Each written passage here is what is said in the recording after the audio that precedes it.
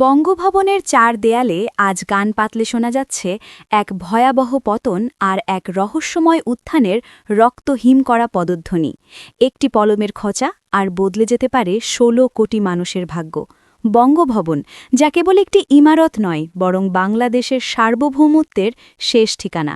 কিন্তু আপনি কি জানেন, সেই ভবনের দেয়ালের ভেতরে এখন এক ভয়াবহ অস্থিরতার কালো মেঘ জমেছে? যখন পুরো দেশ ঘুমাচ্ছে তখন পর্দার আড়ালে তৈরি হয়েছে ৮টি নামের এক রহস্যময় গোপন তালিকা। এটি কেবল রাষ্ট্রপতি নিয়োগের তালিকা নয়, এটি আসলে আগামী ১ দশকের ক্ষমতার নীল নকশা। এমন একজনের নাম সেই তালিকায় আছে যা শুনলে আপনাকে দ্বিতীয়বার ভাবতে বাধ্য করবে। বর্তমান রাষ্ট্রপতি শাহাবুদ্দিন চুপ্পুর বিদায় কি তবে কোনো সুদূরপ্রসারী ষড়যন্ত্রের অংশ? আজ নিউজ বিডি লাইভে আমরা উন্মোচন করছি সেই চরম রহস্য যা বঙ্গভবনের দেয়াল ছাপিয়ে এখন আমাদের হাতে। ভিডিওটি ১ সেকেন্ডের জন্য মিস করবেন না, কারণ আজ পর্দা উন্মোচিত হবে সেই মাস্টারমাইন্ডদের। আমাদের ইনভেস্টিগেশনের শুরুটা হওয়া উচিত ছিল কোনো তুখোর রাজনীতিককে দিয়ে, কিন্তু দাবার বোর্ডে সবচেয়ে বড় গুটিটি হল ড. মুহাম্মদ ইউনুস। ২৪-এর গণ অভ্যুত্থানের সেই মহানায়ক, যিনি অন্তর্বর্তীকালীন সরকারের প্রধান হিসেবে দেশের হাল ধরেছিলেন। কিন্তু প্রশ্ন হচ্ছে, তিনি কি বঙ্গভবনের এই অলংকারিক সিংহাসনে বসতে রাজি হবেন? রাজনৈতিক বিশ্লেষকরা বলছেন এটি বিএনপির সবচেয়ে বড় ট্রাম্প কার্ড। ড. ইউনুসকে রাষ্ট্রপতি করার পেছনে রয়েছে এক গভীর ভূ-রাজনৈতিক সমীকরণ। আন্তর্জাতিক বিশ্বে বাংলাদেশের ভাবমূর্তি যখন সংকটে, তখন ইউনুসের মতো একজন ব্যক্তিত্বকে রাষ্ট্রপ্রধান করা মানে হল বিশ্ব অর্থনীতির চাবিকাঠি নিজের হাতে রাখা। বিএনপি জানে ইউনুস ফ্যাক্টর মানেই হল বিদেশি বিনিয়োগের জোয়ার। কিন্তু নোবেলজয়ী এই ব্যক্তিত্ব কি কেবলই রাবার স্ট্যাম্প রাষ্ট্রপতি হতে চাইবেন, নাকি দেশের ক্রান্তি লগ্নে তাকে আবারও কোনো বড় ত্যাগের জন্য প্রস্তুত করা হচ্ছে? এটি একটি ভয়াবহ মনস্তাত্ত্বিক খেলা, যার শেষ দৃশ্য এখনও লেখা হয়নি। পর্দার আড়ালের এই চক্রান্তে ইউনুসের সম্মতি আদায় করা কি তবে হিমালয় জয়ের চেয়েও কঠিন? যদি ইউনুসকে রাষ্ট্রপতি করা যায়, তবে আন্তর্জাতিক ঋণদাতা সংস্থা এবং পশ্চিমা দেশগুলোর সাথে সম্পর্কের এক নতুন দিগন্ত উন্মোচিত হবে।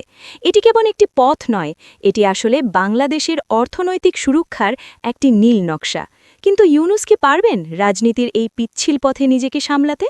এই রহস্যের জট খুলতে গিয়ে খোদ নীতি নির্ধারকদেরই এখন হিম হওয়ার অবস্থা। রাজনীতির মাঠ যখন হেভিওয়েট পুরুষ নেতাদের দখলে, ঠিক তখনই তারেক রহমানের ড্রয়িং রুমে আলোচিত হচ্ছে সম্পূর্ণ ভিন্ন এক নীল নকশা। ড. জুবাইদা রহমান। হ্যাঁ, বাংলাদেশের ইতিহাসে প্রথমবার কোনো প্রধানমন্ত্রীর স্ত্রী কি হতে পারেন রাষ্ট্রপতি? এটি কেবল জল্পনা নয়, এটি হতে পারে বিএনপির পক্ষ থেকে বিরোধীদের জন্য এক চূড়ান্ত চেকমেট। জোবাইদা রহমানের ক্লিন ইমেজ এবং উচ্চশিক্ষা তাকে সাধারণ মানুষের কাছে এক অনন্য উচ্চতায় নিয়ে গেছে। যদি তাকে রাষ্ট্রপতির আসনে বসানো হয়, তবে রাজবংশের ধারাবাহিকতা যেমন বজায় থাকবে, তেমনি একবিংশ শতাব্দীর আধুনিক বাংলাদেশের এক শক্তিশালী বার্তা বিশ্ব দরবারে পৌঁছে যাবে। এটি কি কেবলই পারিবারিক রাজনীতি, নাকি এক সুগভীর কৌশলগত চাল? এই রহস্য উদ্ঘাটন করতে গিয়ে খোদ গোয়েন্দাদেরই এখন হিম হওয়ার অবস্থা। জোবাইদা কি পারবেন জিয়া পরিবারের হারানো গৌরব বঙ্গভবনের চূড়ায় উড়িয়ে দিতে? এটি যদি ঘটে, তবে বাংলাদেশের রাজনীতিতে এক নতুন অধ্যায়ের সূচনা হবে। যদি ড. জোবাইদাকে নিয়ে কোনো ঝুঁকি না নিতে চায় বিএনপি, তবে তাদের হাতে রয়েছে আরও এক নারী তুরুপের তাস, সেলিমা রহমান। বর্ষিয়ান এই নেত্রী জেল জুলুম সহ্য করে দলের প্রতি যে আনুগত্য দেখিয়েছেন, তার পুরস্কার কি তবে বঙ্গভবন? বিএনপি যদি বিশ্বকে একটি উদারপন্থী এবং নারীবান্ধব রাজনৈতিক দল হিসেবে উপস্থাপন করতে চায়, তবে সেলিমা রহমান হবেন তাদের সেরা পছন্দ। এটি হবে বিএনপির পক্ষ থেকে একটি ঐতিহাসিক মাস্টারস্ট্রোক। রাজনৈতিক মহলে গুঞ্জন আছে সেলিমা রহমানের নাম প্রস্তাব করার পেছনে আন্তর্জাতিক কিছু এনজিও এবং নারী অধিকার সংগঠনের প্রচ্ছন্ন সমর্থন রয়েছে। তিনি কি পারবেন বাংলাদেশের প্রথম নারী রাষ্ট্রপতি হিসেবে ইতিহাসের পাতায় নিজের নাম খোদাই করতে, নাকি দলের ভেতরেই তার এই উত্থানকে বানচাল করার কোনো নীল নকশা তৈরি হচ্ছে? বঙ্গভবনের এই লড়াইয়ে পঞ্চম নামটি এমন এক ব্যক্তির, যার কথা শুনলে তৃণমূল কর্মীদের হৃৎস্পন্দন বেড়ে যায়। রুহুল কবির রিজভী, গত ১.৫ দশকে যিনি জেল জুলুমকে নিজের ঘরবাড়ি বানিয়ে নিয়েছিলেন। কিন্তু আশ্চর্যের বিষয় হল, ২৪-এর এই মহাযুদ্ধে তিনি কেন কোনো আসন থেকে প্রার্থী হলেন না? এখান থেকেই শুরু হচ্ছে আসল মাস্টারমাইন্ড গেম। রাজনৈতিক বোদ্ধারা বলছেন, রিজভীকে এমপি বা মন্ত্রী না করাটা ছিল একটি সুপরিকল্পিত পরিকল্পনা। তাকে হয়তো প্রস্তুত করা হচ্ছে দেশের সর্বোচ্চ পদের জন্য। তৃণমূল কর্মীদের কাছে রিজভি মানেই হল আন্দোলনের জীবন্ত অগ্নিশিখা। তার এই ত্যাগের পুরস্কার কি তবে বঙ্গভবনের চাবি, নাকি তাকে ক্ষমতার কেন্দ্রবিন্দু থেকে সরিয়ে কেবল একটি অলংকারিক পদে বসিয়ে রাখার এটি কোনো পর্দার আড়ালের ষড়যন্ত্র? এটি কি তার প্রতিদান, নাকি সুকৌশলে তাকে রাজনীতির মূল স্রোত থেকে বিচ্ছিন্ন করার এক ভয়াবহ কৌশল? রিজভির মতো একজন লড়াকু সৈনিক কি প্রোটোকলের বেড়াজালে নিজেকে বন্দী করতে পারবেন? প্রিয় দর্শক, ক্ষমতার এই অতল রহস্যের গভীরে যাওয়ার আগে এখনই সাবস্ক্রাইব করুন নিউজ বিডি লাইভ। আমাদের প্রতিটি ইনভেস্টিগেশন আপনাকে দেবে সেই খবর যা বাকিরা লুকানোর চেষ্টা করে। শ্রমিক রাজনীতি থেকে উঠে আসা প্রবীণ নেতা নজরুল ইসলাম খান, তার কথা বলার স্টাইল এবং অকাট্য যুক্তি তাকে সব মহলে গ্রহণযোগ্য করে তুলেছে। শোনা যাচ্ছে তাকে প্রধানমন্ত্রীর উপদেষ্টা করা হতে পারে, কিন্তু রাষ্ট্রপতির দৌড়ে তার নাম এখন শীর্ষ 3-এ। বেগম জিয়ার অত্যন্ত আস্থাভাজন এই নেতাকে নিয়ে বিএনপির একটি বড় অংশ দোটানায় আছে। তাকে কি বঙ্গভবনের মতো শান্ত জায়গায় পাঠানো ঠিক হবে, নাকি দলের ভেতরেই তার মেধার ব্যবহার করা হবে? নজরুল ইসলাম খানকে রাষ্ট্রপতি করা মানে হল এক অভিজ্ঞ অভিভাবককে বঙ্গভবনের দায়িত্বে রাখা। কিন্তু এই পদের পেছনে লুকিয়ে থাকা অনিশ্চয়তা কি নজরুল ইসলাম খান গ্রহণ করবেন? তিনি কি পারবেন সেই নীল নকশা ভেদ করে দেশের জন্য কাজ করতে? তার মনোনয়ন কি দলের দীর্ঘমেয়াদী পরিকল্পনার অংশ? খন্দকার মোশাররফ হোসেন বিএনপির রাজনীতির সেই বটবৃক্ষ যার অভিজ্ঞতার ঝুলি ঈর্ষণীয়। ৭৯ বছর বয়সী এই ভূতত্ত্ববিদকে নিয়ে বিএনপির হাইকমান্ডে চলছে চুলচেরা বিশ্লেষণ।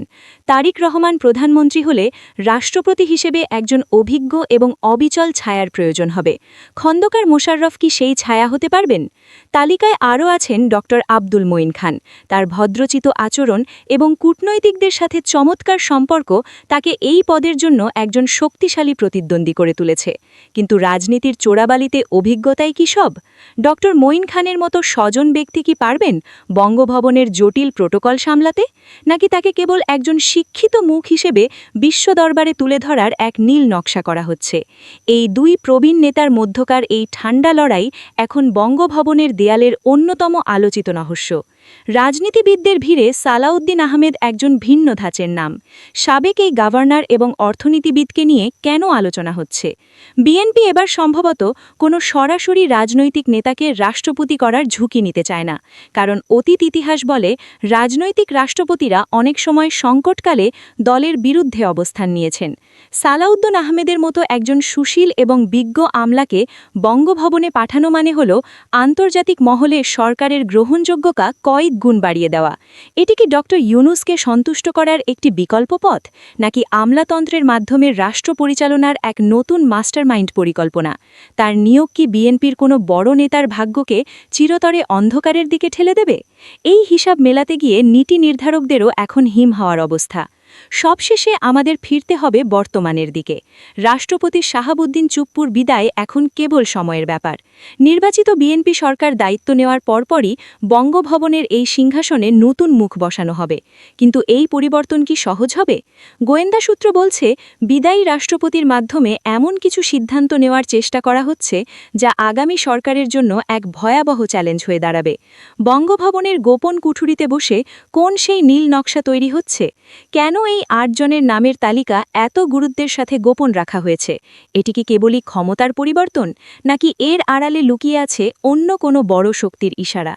রাষ্ট্রপতি পদটি অলংকারিক হলেও সংকটের সময় এই পদের অধিকারী ব্যক্তিই হয়ে ওঠেন দেশের ভাগ্যবিধাতা। ২৪-এর বিপ্লব পরবর্তী বাংলাদেশে বিএনপি চায় এমন এক রাষ্ট্রপতি যিনি কেবল অনুগতই হবেন না, বরং আন্তর্জাতিক বিশ্বে বাংলাদেশের এক শক্তিশালী কণ্ঠস্বর হবেন। তারেক রহমানের পরবর্তী চাল হল এই ৮ জনের মধ্য থেকে এমন একজনকে বেছে নেওয়া যিনি ভূ রাজনৈতিক চাপে নতি স্বীকার করবেন না। ভারতের আধিপত্য এবং পশ্চিমাদের প্রত্যাশার মাঝে ব্যালেন্স করতে পারবে কে? এই প্রশ্নের উত্তরই নির্ধারণ করবে কে হতে যাচ্ছেন পরবর্তী রাষ্ট্রপ্রধান। বঙ্গভবনের এই মহানাটক কি তবে কোনো ট্র্যাজেডিতে শেষ হবে, নাকি দেশ পাবে এক সুযোগ্য অভিভাবক? ৮ জন হেভিওয়েট, কিন্তু মুকুট পাবেন মাত্র একজন। আপনার কি মনে হয় কে সেই ব্যক্তি যার কলমের খোঁচায় বদলে যাবে আগামীর?